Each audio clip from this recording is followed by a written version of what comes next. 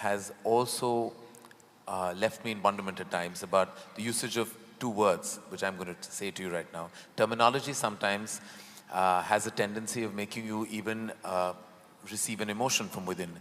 Two words being ego and self-respect. Now, these are two pillars of what we believe self-confidence, which is unfounded, I believe. Ego. Hey, who put a cow next to me? Sorry? Who put a cow next to me? Put a well, topical at least. It's part of the decor. Because everywhere I go, people have been asking me questions about Gaurakshak, Gaurakshak. Yeah. Now they put a cow next to me. Well, I was planning not to go down that path, but now then since you brought it up, no, not going there. As I was saying about ego and self-respect, like we always say, like my belief has always been that maintain your self-respect, keep that. Your ego can be flexible because it should be convenient. Because I believe like your ego should be a function of your convenience. How true is that? Or maybe both are unfounded? This ego should be a function of your convenience is perfect, but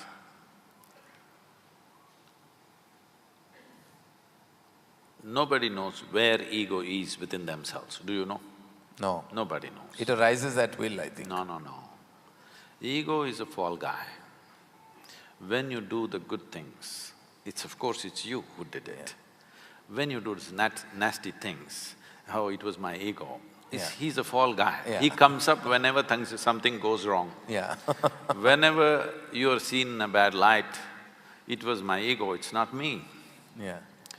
So, people have created a whole lot of jargon like this, my ego, myself, my consciousness, my superconsciousness, many things. First, everybody must decide, within this body of yours, how many people are residing, you must tell me.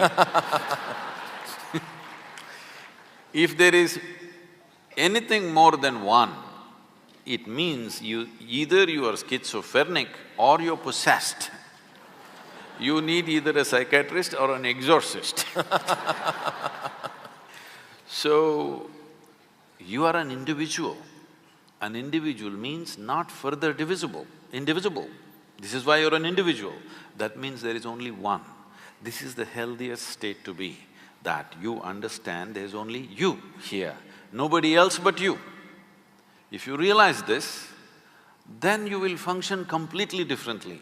But you start playing this game, whenever you are in difficulty, you say it was my ego, whenever something else happens, you say it's myself, another time you say my lower self, higher self, all kinds of stuff.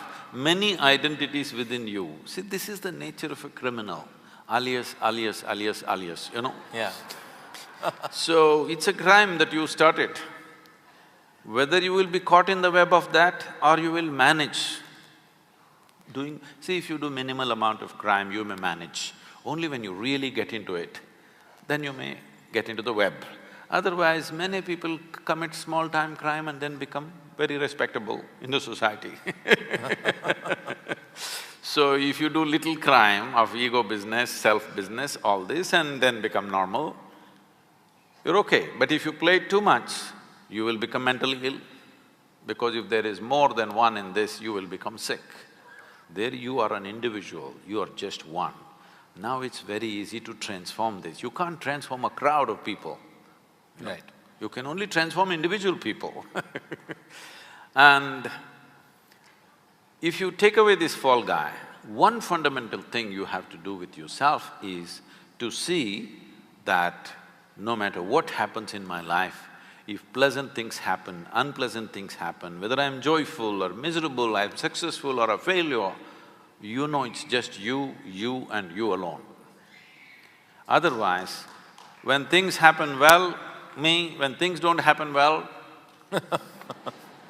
So you say we always tend to blame ourselves into various paths and then for divine forces as well. It's convenient, it's very convenient. But this self-respect, no, you should have no self-respect. Others' respect is from another person. I respect myself, what is this rubbish?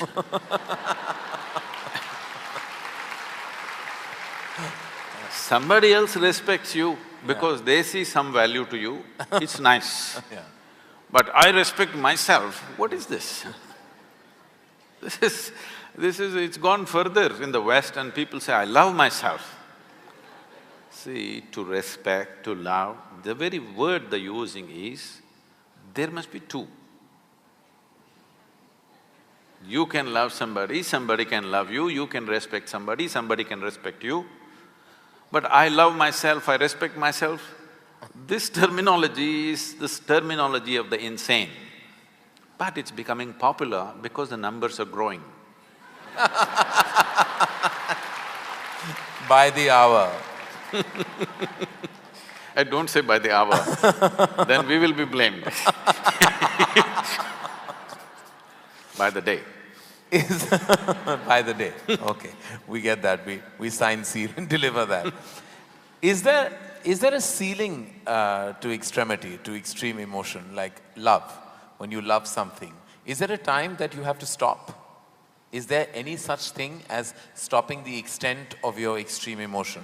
And I feel that about even the negative emotions. When you love someone, how do you really stop the extent of it? I would say, please, I want you to listen to this carefully because you will immediately tweet, Sadhguru said this. It's a dangerous world today. If you love, love strong. If you hate, hate strong. Whatever the hell you do, live strong. It's very important. Yeah. Otherwise, you live an insipid life, not knowing a thing about anything. When Adiyogi gave the yogic principles, he said, anything in your life, it doesn't matter what. I've been telling people, they're not grasping it, they think, because too much this, what to say, flowery teachings have gone into people, they're not looking at what works and what doesn't work, they want something pretty. I'm not interested in what's pretty and not pretty. Whether it works or not is the only thing. Ultimately, what works is very fantastic. Right. So, even if it's anger, not necessarily love or compassion, even if it is anger, just stay on it for 24 hours. Anybody, I'm saying, just try this by yourself. 24 hours, stay intensely angry, let me see. Believe me, at the end of 24 hours or well before that, you will be enlightened. But you will see you are not capable of being angry because to stay intensely angry, you need enormous energy. It burns you up. Try one day, 24 hours, stay angry, you are irritated, that you can manage for the rest of your life. Stay angry, really super angry for 24 hours, let me see. You can't manage more than 3 minutes, believe me. You will feel drained out because it takes enormous energy. There are yogis who live like this. They are simply angry all the time. All the time, not about anybody or anything, simply angry, just like that. It works wonderfully, it works much better and quicker than love. Only thing is, with that kind of practice within you, with